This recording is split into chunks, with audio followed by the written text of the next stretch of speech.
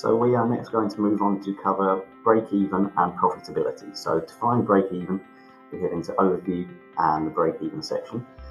And here this is going to identify the point at which revenue covers our total costs, which are broken up down into our fixed and variable costs. So fixed costs will include things that you pay each month, such as rent, and a variable cost will be costs that increase or decrease in line with your production of your goods or services.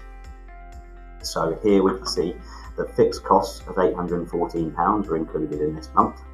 And then above our fixed costs, we've got our variable costs of £100 for the month, and our revenue then of £200, showing an operating loss as it stands for £714.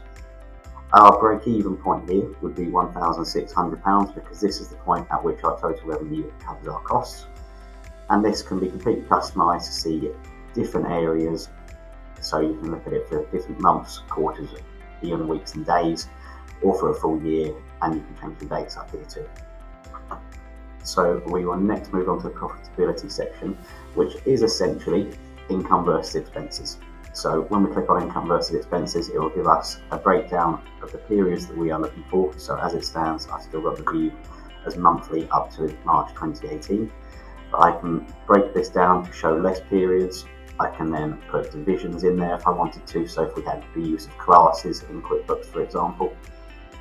Or I could present it in a slightly different way to show just my income and expenses, or profit and loss instead of the income versus expenses.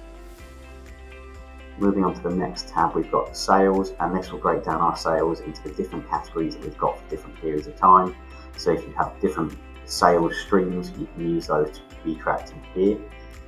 Cost of sales will be very similar. It's the kind of cost of sales categories that you've got set up, and again with a proportion of the total cost of sales you've got for each period.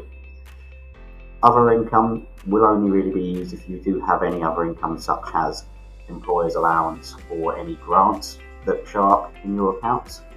But then the expenses tab will just give you a breakdown of what you've spent your money on and the proportion of total expenses for different periods.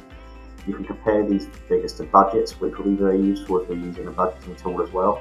So this is all really useful and a different way of presenting information than you would get from your accounting pack.